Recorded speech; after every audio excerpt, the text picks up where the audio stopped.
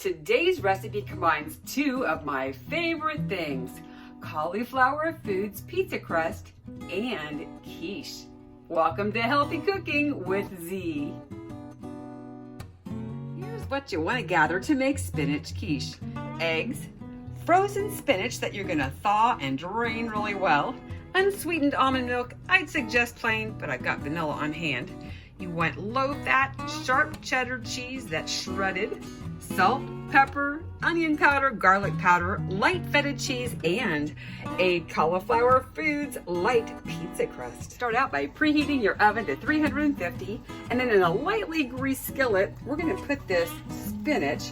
This is a 10-ounce package that was the frozen spinach, and it's thawed out, and then I really squished it in a colander to get it as drained as possible. We want to cook this for about 5 minutes. We want it to get it so that it really dried out.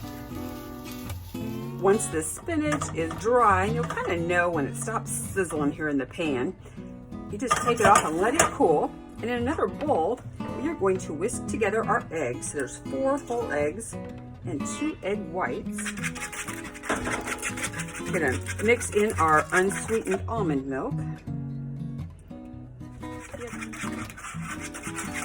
And then we put in the cheddar cheese and the spinach.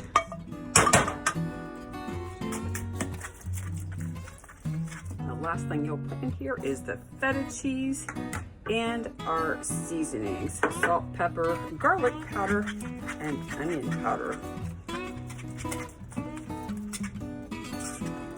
You need to take a pie pan, it's a 9-inch pie plate, and we're going to put a little grease on there, and then our thawed cauliflower foods pizza crust. And I love these crusts. They are so easy to just have in the freezer and available to make all kinds of things, quick pizzas, and the whole crust has only got 6 carbs. We're going to put the crust into the oven and bake it for 5 minutes. So the crust was in the oven for 5 minutes. And you can broil it for a couple minutes to get it crispier. But honestly, I've lived in my house since almost 29 years. I have never used the broiler on this oven, and we're not going to learn how to do that today.